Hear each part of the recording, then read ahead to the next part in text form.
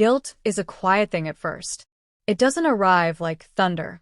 It creeps in thin, constant, like a leaky faucet in the dark. I began to notice the small cracks in my life the way one notices bruises they can't remember earning. I stopped answering video calls from Mark. The thought of seeing his face, smiling in some dusty outpost halfway across the world, made my stomach twist. I couldn't look into his eyes, knowing what I'd done. I offered excuses: spotty Wi-Fi, migraines, exhaustion. He accepted them, at first. Richard stayed away, as he said he would. But his absence didn't bring relief. It created a vacuum that echoed louder than his presence ever did. I kept hearing his voice in quiet rooms, kept replaying that night like it might end differently if I just revised the memory enough times. Claire finally cornered me at the cafe down the street. She stirred her tea with unnecessary force and looked at me the way older sisters do, even if we weren't related. "You look like hell," she said, not unkindly. "I haven't been sleeping." She tilted her head. "You're hiding something?" I froze. Claire had always seen through me, but this was a line I couldn't cross. I gave her a strained smile. "I think I'm just lonely." She reached across the table, took my hand. "Whatever you're not saying, Lena, it's going to eat you alive." I nodded, but I didn't tell her. Some truths are too ugly to share. That night, I opened an old photo album. Mark and I on our wedding day, he in his crisp uniform, me in lace and hope.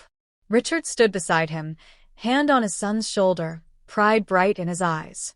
I traced the image with my fingertip, unable to breathe. And then, just as I closed the album, my phone buzzed. A message from Mark.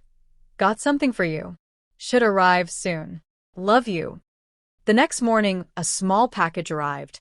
Inside was a silver pendant I thought I'd lost weeks ago, an heirloom Mark's mother once wore. I had torn the house apart looking for it, convinced it had fallen behind the dresser. I remembered Richard finding it on the bedroom floor. The realization hit me like a slap. He had touched something too intimate, something sacred, and now it was back in my hands, sent by the very man I had betrayed. I couldn't breathe. Later that day, Richard came by without calling. I didn't want to see him. I let the door swing open anyway. "I shouldn't have come," he said. His voice was quiet, almost brittle. "You didn't," I replied. "You mailed yourself back weeks ago." His eyes darkened. "That necklace. Did you tell him?" "No.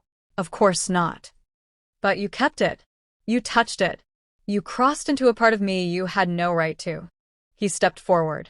We both crossed. I stared at him, searching for the man who had once felt like comfort. Now all I saw was consequence. "You need to go," I said. He opened his mouth as if to argue, but closed it again. With a slow nod, he turned and walked away, leaving only silence in his wake. That night, I sat on the floor of my bedroom, the pendant clutched in my fist like an anchor. My phone rang. "Mark." I answered. His voice poured through the line like water on parched soil. "I'm coming home early," he said. 2 weeks.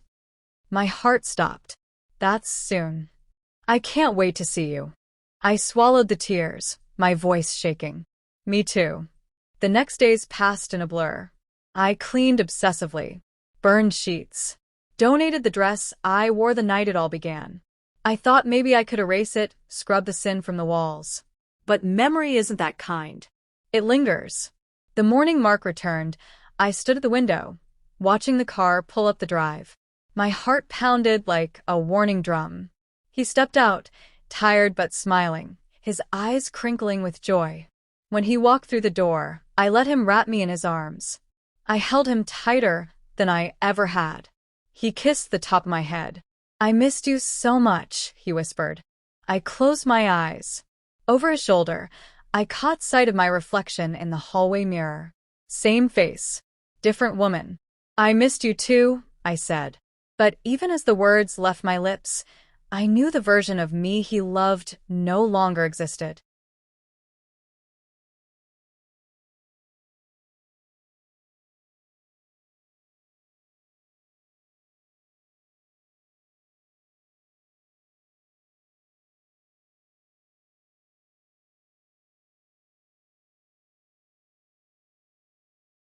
Thursday came again, as it always did. I cleaned the kitchen twice, then rearranged the living room bookshelves for no reason other than to occupy my hands. I told myself Richard might not come this time, that perhaps he'd sensed the shift too, and was giving us both space to retreat. But at 6:03 p.m., his headlights cut across the driveway. He knocked twice, like always, then let himself in. "Smells good in here," he said, shrugging off his coat. I nodded, trying to ignore the way my pulse jumped at the sound of his voice. I had made roast chicken, a recipe Mark once loved. Somehow, cooking it for his father felt like betrayal layered with irony. Dinner passed with strained normalcy. We talked about trivial things, weather, the neighbor's barking dog, a movie neither of us had seen. But something hung in the air between us, unspoken and alive. When I reached to clear the plates, Richard stood at the same moment. Our bodies met too closely. He didn't move. Neither did I. His eyes searched mine, cautious, questioning. I should have stepped away. Instead, I said, "You don't have to go yet." We ended up in the living room, wine in hand. The lamp cast soft amber shadows on the walls. Outside, a storm was beginning, the kind that hums low and threatens power outages. Richard leaned back, one arm draped over the couch, his expression unreadable. I sat beside him, not close, but not far enough either. "I should be checking in on you less," he said suddenly. This isn't exactly what Mark had in mind when he asked me to help. I swallowed. "You're not doing anything wrong." A pause. Then he turned his head toward me. "Aren't I?" My breath caught. That was the first time either of us had acknowledged the tension directly. The room felt smaller, as if the walls were leaning in to listen. He stood, set down his glass, and walked to the window. "I didn't plan for this, Lena. I came here to make sure you were okay." "And I'm not," I said, louder than I intended. "I'm not okay, Richard." Silence stretched, thick and fragile. He turned, eyes sharp with something between pain and desire. I took one step toward him, then another. When I reached him, I didn't stop. I pressed my hand against his chest, feeling the steady beat beneath. His hand closed over mine, rough and warm. Then he kissed me. It was slow, tentative. A question and an answer at once. My heart pounded as I melted into it, years of loneliness unraveling in a single breath. The kiss deepened, fierce with buried longing. I should have pulled away. I didn't. When we broke apart, neither of us spoke. We just stared, caught in the gravity of a choice already made. Later, in the quiet of my bedroom, I lay awake listening to the rain lash against the windows. Richard had gone without another word. I hadn't asked him to stay. My body still remembered the weight of his touch, the heat of his breath on my neck. But my mind was a spiral of guilt. I reached for my phone. There was a new voice message from Mark. "Hey, babe. Long day. Just wanted to hear your voice. You're probably asleep. I miss you. I really miss you." His voice was raw, tired, full of love. I buried the phone under a pillow, hardened my throat. The next few days passed in a blur.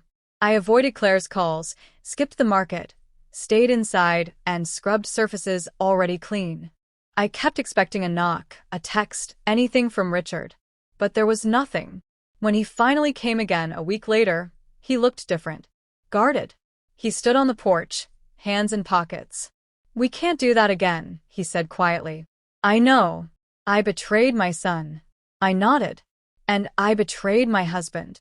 For a moment, neither of us moved.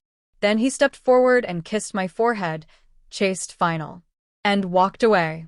I stood in the doorway long after he'd gone, watching the streetlights blink against the dusk. My reflection in the glass door looked older somehow, hardened by choices that can't be undone.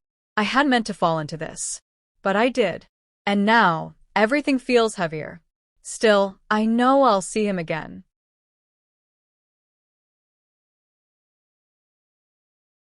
When I married Mark, I believed in forever. We were young, idealistic, and so in love that the world seemed quieter when we were alone together. He was my calm, my anchor. But love, as I've come to learn, does not thrive in silence. And war brings a kind of silence that no letter or call can truly break. Mark has been stationed overseas for the past 8 months. Our conversations are brief, scheduled around unpredictable deployments and time zones that blur the days. His voice crackles through the phone line, distant and rehearsed. I don't blame him. He's surviving out there. But here, in this house, I'm only existing. The mornings are the worst. The bed feels colder now, the silence heavier. I make coffee for 2, only to pour the second cup down the sink. I still fold his clothes out of habit. Sometimes I sleep in his old hoodie just to feel close to him. But even memory has a shelf life. Mark's father, Richard, started visiting about a month after Mark left. At first, it was simple. He'd stop by to check on the house, drop off groceries, bring over mail Mark had forgotten to forward. A favor, he said. Something to keep me company. I told myself it was harmless. Richard is nothing like his son. Where Mark is reserved, Richard is magnetic. He has this way of entering a room like he belongs in it, speaking in a low, assured voice that invites you to listen. He's older, of course, mid-50s, but he's kept the kind of charisma that most men lose after 40. It's disarming. We'd sit in the living room some evenings, talking about books, the garden, or how Mark used to climb the apple tree in his childhood backyard. Sometimes, he'd tell stories about his time in the Navy, filtered versions, nothing too dark. There was a quiet confidence about him, a steadiness I'd been missing. At first, I welcomed the company. Then I started needing it. One rainy Thursday, I made pasta and opened a bottle of wine. Richard stayed longer than usual. The house felt warmer, fuller. We laughed, really laughed, for the first time in weeks. I didn't realize how long it had been since I'd laughed like that. When I reached across the table to take his plate, our hands brushed. A small thing. But I froze. He looked at me, just a second too long. I remember every beat of that moment. The clink of the wine glass, the ticking of the wall clock, the sudden tightness in my chest. He didn't say anything. Neither did I. When he left that night, I stood by the window, watching his car pull out of the driveway. The rain had lightened to a drizzle, but inside me, something had begun to stir, a dangerous awareness I couldn't quite name. I went to bed and stared at the ceiling until the birds started to sing. The next morning, I found a text from Mark. Love you. Miss you more than you know. I stared at it for a long time before typing back a reply I didn't feel. I told him I missed him too. I hate the part of me that's changing. The part that started wearing makeup again. Only on Thursdays. The part that lingers by the mirror before Richard arrives. I tell myself I'm just lonely. That I miss being seen. That Richard is just being kind. But there's an ache in my chest that kindness doesn't quite explain. Last night, as I stood in the hallway after Richard left, I caught my reflection in the mirror. My face looked different, softer, but uncertain. I didn't recognize the expression. I touched my lips, remembering a smile I didn't mean to give. That terrified me. I haven't done anything wrong. Not yet. But the line is there, faint as a hairline crack in glass, and I feel myself drifting toward it. I've started dreaming about the sound of keys in the front door, about Mark walking in and seeing something on my face he can't unsee. A question, a regret, a truth I can't swallow. And yet, part of me is waiting for the next Thursday.